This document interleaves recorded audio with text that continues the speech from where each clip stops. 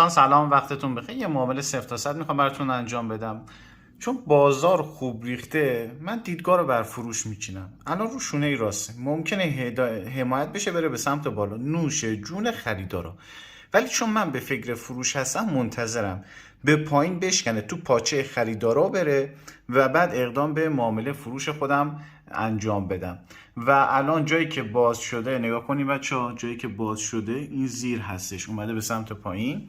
من میام چیکار میکنم؟ زیرشون اومد، 2 تا به این بابا میفروشم.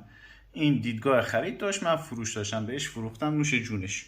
خب اکان تریل و منتظر نتیجه است. خب دوستان ازم نتیجه رو مشاهده میکنید که دقیقا اجرا شد. دقیقا پلن من گفت بفروش و منم فروختم. دو واحدی که داشتیم مثبت 1,700,000 اکان تریل.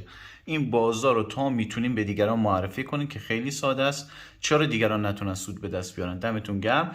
روش ها عالی و بی‌نظیر.